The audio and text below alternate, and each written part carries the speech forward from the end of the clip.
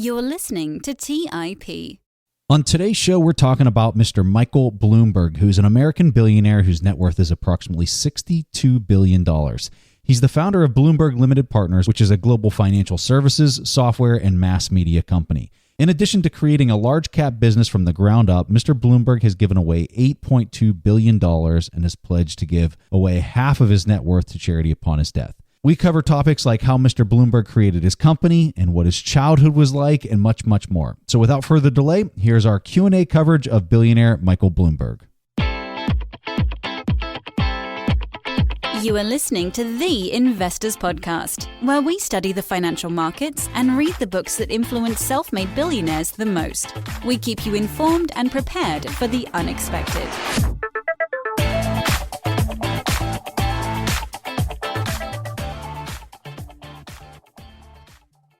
So for the very first audio clip that we're going to listen to, Michael Bloomberg talks about the vital lessons and principles from his life that he wanted to pass on to the next generation. And this is what he said. Don't spend a lot of time making long-term plans. Here's a photo of me, Johns Hopkins University, when I graduated. I never dreamed of going to Hopkins, but I had a job at an electronics company and my boss suggested I apply. And my time at Hopkins didn't go exactly as I planned. I wanted to be a physics major, but there was a German requirement. This was right after all of the physics had been done in German and had not been translated into English after the war. After 3 days in German class, I realized that I am not a linguist. I was not going to learn to speak German no matter what happened. So I switched to the engineering school. So it didn't work out the way I'd thought. But then I went to business school, thinking I'd wind up managing a factory. But a friend recommended I try Wall Street, even though I knew nothing about finance. And the lesson there is focus mostly on now. You can't predict what's going to happen. Don't even think about tomorrow until it comes. Spend the time where you are right now, learning as much as you can and making as many friends as you can. I taught myself to be the first in and the first out. At business school, I had to pay room, board, and tuition, and so I took a job renting apartments in a real estate office. None of the other salesmen understood why every client who came in had an appointment to see me. It was really very simple. I got in first, about 6 in the morning, and I answered all the overnight inquiries. I always tried to be the first one there and the last one out at night. In the morning, when the managing partner wanted to borrow a match to light his cigar or wanted to talk sports, I was the only one he could talk to, so we became friends. And at the end of the day, the number 2 guy was the last one to leave. What was he going to do, refuse to share an elevator and a subway car with me? So we became friends then. And to this day, I have always believed that a lot of people are smarter than me, and they can do things I can't do. But they cannot outwork me. I can work 24/7 and they can't work more than that. The longer you work, the luckier you get and the more successful you're going to be. And the more successful you are, the more you are going to want to work. Don't let failure get you down. Take risks. You're not going to get to the top unless you do. How did I go to work at Solomon Brothers to start a company? Simple. I got fired. And when you get fired, opportunities open up. And people are afraid to say, oh, I got fired. I was proud to getting fired. I'd never been fired before. It was wonderful to learn what it felt like. Now, I don't want to do it a second time. And since my name is on the door of my company, I don't think that's going to happen. But nevertheless, I love my job. And the people that hired me and fired me were great people. And they all became Bloomberg customers.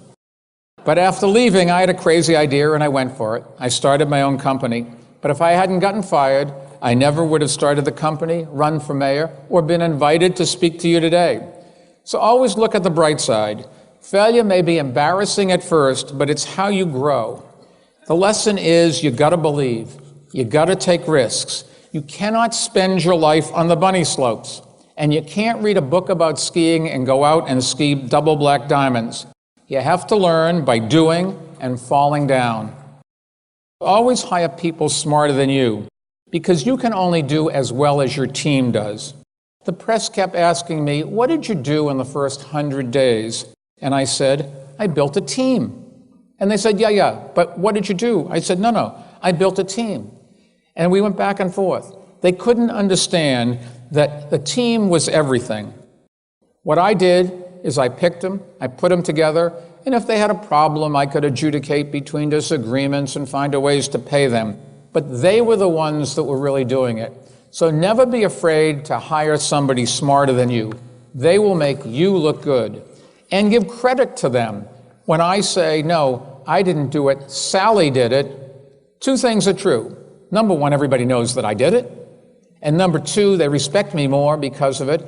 And Sally respects me. And now Sally's going to want to be part of the team for a longer time. So give credit to others. I don't know anything we do by ourselves. Everything requires other people. And when I returned to Bloomberg after City Hall, I found, much to my surprise, that after all my instructions that I had left 12 years earlier, that there were not to be any private offices. People said we didn't have any private offices, but all the 12 senior people had conference rooms right next to their desk with the family pictures in them. Needless to say, the next Monday when they came in, the walls were gone. Walls are one of the worst things you can have. They keep people from communicating. And if you want to set an example, people have to be able to see you. The more you break down the walls, the stronger your team's going to be. And if you put yourself right in the middle of all the people you work with, you'll be shocked at just how much better informed you are, how much more they will love you, and how much more you will all do together. If you don't back the people, they won't take risks. If you don't share credit, they won't be motivated. And the job of the leader is to take the heat and to stand by their people. Hold them accountable, but back them up when they take well-considered risks that don't work out. If somebody on your team has an idea that doesn't work, do what I do. I always make sure people understand that I am still supporting them. So I'm always inspired by hearing how successful entrepreneurs rose to the top from the humble beginnings. But I also want to say that one thing that always frustrated me whenever I was younger was that it sounded too simple. And I sort of had the feeling that while what they say might be true, they were also just a little luckier than I was. I think that over the years I realized that it was more likely my jealousy talking than sensibility, and I was the only one to blame for my own problems. And really, one book that put stories like these into perspective, at least for me, were Ray Dalio's book Principles.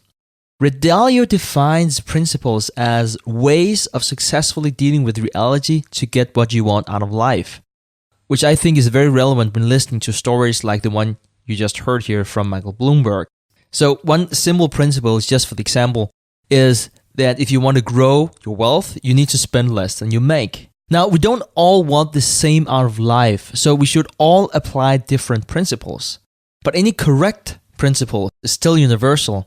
And that's exactly what Michael Bloomberg is doing here. He's outlining his principles for how to achieve what he defined as success in his life.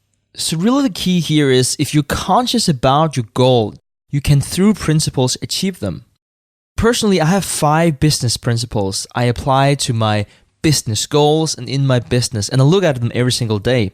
They do not include outworking everyone else, like Michael Bloomberg. I have other ambitions and goals than him, so I use other principles. And those principles will get me different rewards.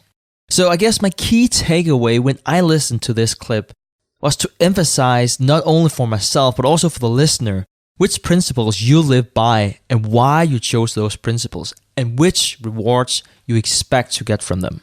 All right, Stig. So I'm going to go ahead and play a question that I had picked out here. And this question pertains to what Michael Bloomberg learned from his younger years.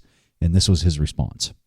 I think you look at your parents, and most of us are lucky enough to have parents. Not everybody does. And one of our problems in New York City is we have a lot of kids we have to help who aren't so lucky. They are raised by grandparents or aunts or just friends. But I had 2 loving parents. My mother's still alive, 98 years old, lives in the house that I grew up in, flew down this weekend to New York, went back. I hope that I've inherited her genes. But my father was a bookkeeper for a little dairy company, and he went to work 7 days a week right up until he checked himself into the hospital to die. And I think you can't help but be formed by your parents, their work ethic. We talked about charity and social obligations. One of the things my parents did, which I had wanted to do with my daughters but didn't quite get accomplished, but I would urge all of you, if you have kids, and do it. My mother made sure my sister and I waited at home for my father to come for dinner. We always ate together as a family. We set the table together. There was never a pot in the history of our family that came to the table. We served everything much more formally, and we went around the table and talked about what we did that day. And so I remember discussing charity. We'd collect for some cause in the neighborhood. I was a Boy Scout and sold Christmas wreaths to raise money for a few things, and my sister did the same kinds of things. But if you look back and say who was the most influential in setting your life on the right course, it was clearly, in my case, my parents. A lot of other people that had something to do with it. But the great challenge we have in our society is we live in a world where parents aren't spending the time with their children.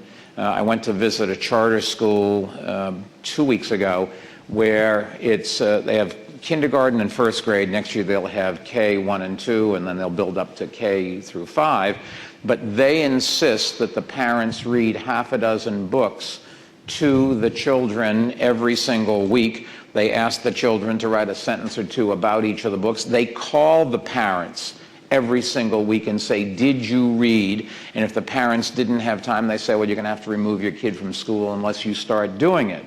But how we get in this society we live in, where everybody's got so many things to do and families are much more fluid than they've ever been before, how we get to have the parents really spend time one-on-one with their children is one of our great challenges. And I think that's the challenge in our school system as well. We talk about numbers, we talk about methods of teaching. In the end, education, particularly at the lower level, is a teacher looking a single student in the eye, dialoguing, understanding what that student needs, answering questions, and there's just too little of that in our competitive, fun society. So I know our show is about investing, but I just really like this comment about the influence of parents and the importance of parents spending time with their kids, eating together. The reason I want to talk about this a little bit is because I read a book, I don't know, probably a year ago, maybe 2 years ago, and the book is called The Like Switch. It's a fairly popular book. The subtitle on the book is An Ex-FBI Agent's Guide to Influencing, Attracting, and Winning People. One of the things that I really found fascinating in this book is he talked about the authors. There's two authors. They talked about this idea of being close to another person and interacting with another person in order to kind of bring them into your sphere of influence. And when you look at a family that sits down and eats together, like Michael Bloomberg was talking about, and the family dynamic that he grew up in, you can see that the relationship he had with his parents was close and that he was looking to them as role models. And I know the eating is just one aspect of that, maybe a very small aspect of that. But I think it's really important for people to understand that the people that they have day-to-day interactions with, the people that you're sitting down and having a meal with on an everyday kind of basis, is going to drastically impact who they become, what they're going to become, what they're learning. And I just think it's so important for parents out there to invest in their children and their time. And I just wanted to play that quick audio sound clip because I just enjoyed it. So for the next question we're going to play here, Michael Bloomberg was asked, what is your advice to young entrepreneurs? And this is what Michael Bloomberg said. There's an awful lot of good ideas out there, and there aren't very many companies that succeed. And you got to ask yourself, what's the disconnect between the two? And I think people don't understand when they start a business, that you have to have a good idea, but the execution of building a business, of attracting the right people, of getting them to work together, of finding financing if you need it, of going and selling the product, of maintaining the product, and being able to recognize what the competitors are doing. Those are skill sets that most entrepreneurs don't have. They tend to be young people, straight out of school. It's amazing to me the ideas that they come up with, but they have never had the experience of the real world. It's not easy to look somebody in the eye and say, I'm sorry, you're not going to work here tomorrow. It's not easy to get two people, both of whom you have to keep, both of whom you really need, who aren't getting along, to adjudicate between them and to get them to cooperate. You deal with social problems, you deal with government problems, you deal with tax problems, you deal with legal problems. And I think it's the maturity of the management of these companies that is failing them because they just don't have it. They're starting young people. And that's something I suppose that a venture capitalist can bring to the party. They can give them the understanding of the real world and provide some stability. The bad news for venture capitalists is they have a short-term perspective, and they want to get their money out, and they want to own a big chunk of the company. And the entrepreneurs that give away the whole company because that's the only ways they can get going, it sounds good, but why bother? You would be better off maybe starting slower, attracting a few older people to work with you who have some experience. And it's been, what I've noticed is older people don't have a problem at attracting and hiring and working with younger people. Why? Because that's the way the world is. As you get older, you have to bring in new employees. They're just out of school, so they're younger. But younger people are always afraid of bringing in older people. They just, for some reason or other, are scared of them, and they don't recognize the talents that come with experience and with having been there before and done things. And so if I was going to start a new business, when I started my business, I was in my mid-30s and I'd had some experience. But most of the entrepreneurs I meet here are straight out of school. They're 24, 25 years old. And they've never had to go through this, and they don't understand things they think are going to be easy that don't work out. They never quite understand why. But if somebody had been there before and done that, they could have explained to them. Not saying you can't do it, but here's the difficulties we're going to have to address. I don't think you hear a lot of these discussions. You see these tech publications or whatnot, and they're rife with stories of crazy successful 22-year-old, just out of school founders who become billionaires, which is kind of interesting than listening to Bloomberg's perspective. I can say from personal experience, I've had 2 startups. The first I started whenever I was 26. And I hired multiple people, but I never, ever hired anyone who was significantly older than me. And I'm sort of embarrassed to say that I've not been doing that for the exact same reasons as you played here in the clip. Bloomberg is very likely right, and I'm wrong. Those are the reasons why not. And I really like his response and the way he's thinking about this, because if you do say something like tech, or if you're talking about young entrepreneurs right out of school, it might be a new technology. And why would you need more experienced people for doing something that's, not even invented yet? But at the end of the day, a business is a business, meaning that the human aspect and experience in handling people is really the key to the success. And perhaps this is a bit anecdotal, but where would Mark Zuckerberg and Facebook be today if Zuckerberg didn't persuade Sarah Sandbach to leave Google in 2008?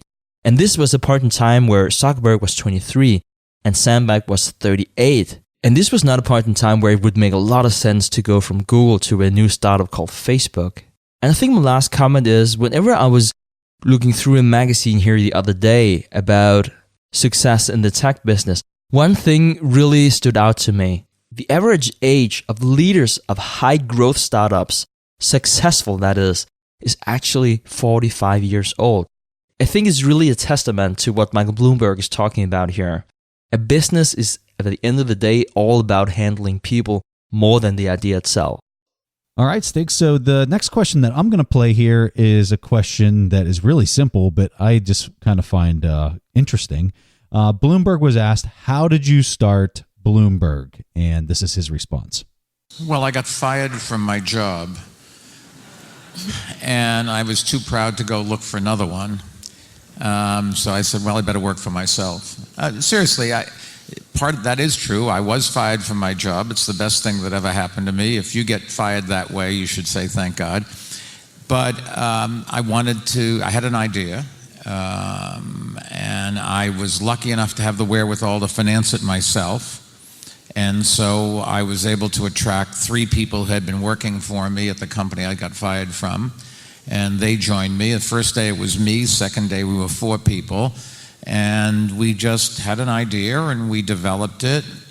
And it took us 3 years, I think, from the start of the business till we delivered our first product. It took us, the first year, you know it's going to work. You just have all that enthusiasm. And the last year, you can see that it's going to work, so you don't have to worry about it. It's that middle year that's always the tricky one. But I went out and I spent 3 years to sell the product. And you just have to have the confidence that if you keep going and knocking on doors, you will eventually find a buyer. I've always thought whether it's in government or in business, you have to lead. So what I would argue in business is we all talk about listening to our customers. And I think that's okay, but I would say what you should do is hear your customers out. But if you build what your customer wants, by the time you get it there, they've moved on to something else. And so what you have to do is build what they're going to need down the road and then convince them when you have the product that it is in their interest to buy it and use it. And in government, that would be leading from the front. Nobody elects a government official to ask them in a poll what they want and then deliver it. They should be electing government officials to come up with ideas for the future and then convince them why it's okay and why they should fund it and live under that kind of an environment and go on. So you have to have an idea. You have to figure out who to sell it to. You have to go out and sell.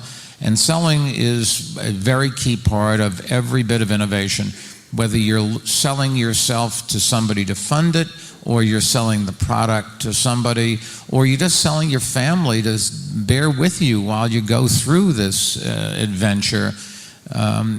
Successful entrepreneurs, in my way of thinking, are always good salesmen. Some may not be polished, but they're very effective in terms of convincing people that they've got an idea and it's worth listening to or investing in or buying. So I like this response, and I guess the reason I like this response is because it's not easy. It's extremely difficult to do what he did, especially when you look at the magnitude of what he did.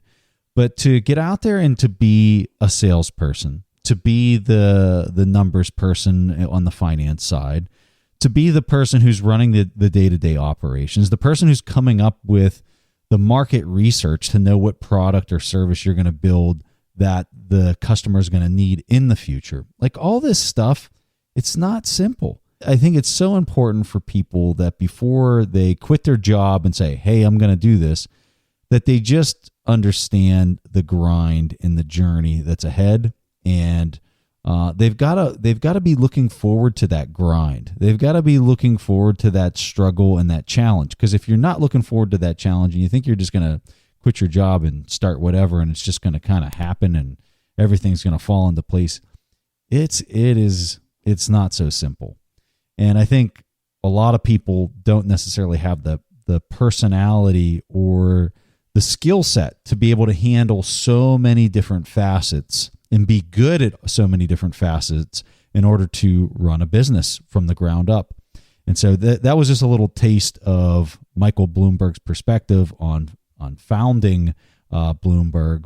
And I think it's really valuable for people to hear. All right, guys. So at this point in time in the show, we'll play a question from the audience. And this question comes from Tam. Hey, President Steak. First of all, I just want to say thank you so much for all that you guys do. The amount of information that you guys provide are super valuable. So I was listening to an old episode, and the guest that was on said that he once took out a mortgage with the really high interest rate, something in the 10%, and his mom was freaking out about it. But then he told her that because inflation was really high, say 8%, so the real interest rate that he paid turned out to be really low. So my question is that how is inflation factor into this? Wouldn't he still have to pay the bank 10% in interest? Or would he have to pay the bank only 2% in interest? Thank you so much. Great question, Tam. So we have to define 3 different terms here. The nominal interest rate, which in your example is 10%. Inflation, which you mentioned to be 8%. And then the so-called real interest rate, which is the difference between the nominal interest rate and inflation. So when you ask how much should you pay to the bank, well, that is 10% in interest. So if your mortgage is $100,000, your interest payment is $10,000. Now we also have inflation, which is vitally important because inflation ensures that the nominal value of money goes down over time. So think about it like this. What you can buy for $100,000 today, you need $108,000 to buy a year from now. This is great if you borrow money. Imagine that you own a small store or perhaps just get your regular paycheck. Because goods or services are normally getting more expensive with inflation, typically what happens is that your annual nominal income will also go up, and you will therefore be able to pay back your mortgage with future dollars. While what you see in your bank statement is $10,000 in interest rate payment, it will, because of the effect of inflation, feel like you're only paying 2%, which is the so-called real interest rate. You pay back with future dollars that had lost 8% in value. So that's really why. We call this the real interest rate because that is the actual cost to us. We're sort of getting 8% for free, more or less, as a borrower due to inflation. And then we just have to pay the actual real interest rate of 2% to the bank. I know there were quite a few numbers to keep track of there, but I really hope that this simplified explanation makes it clear what's the nominal interest rate, what's inflation, and what is the real interest rate. So, Tam, I don't think I can add any extra value beyond what Stig just said, so I'm just going to leave it right there. We really appreciate your question. We have an online course called our Intrinsic Value course that we're going to give you completely for free. Additionally, we have a filtering and momentum tool, which we call TIP Finance. We're going to give you a year-long subscription to TIP Finance completely for free. Leave us a question at asktheinvestors.com. That's asktheinvestors.com. If you're interested in these tools, simply go to our website, theinvestorspodcast.com, and you can see right there in our top-level navigation, there's links to TIP Finance and also the TIP Academy where you'd find the Intrinsic Value course. All right, guys. That was all the press time I had for this week's episode of the Investors Podcast. We see each other again next week. Thanks for listening to TIP. To access the show notes, courses, or forums, go to theinvestorspodcast.com. To get your questions played on the show, go to asktheinvestors.com and win a free subscription to any of our courses on TIP Academy. This show is for entertainment purposes only. Before making investment decisions, consult a professional. This show is copyrighted by the TIP Network. Written permission must be granted before syndication or rebroadcasting.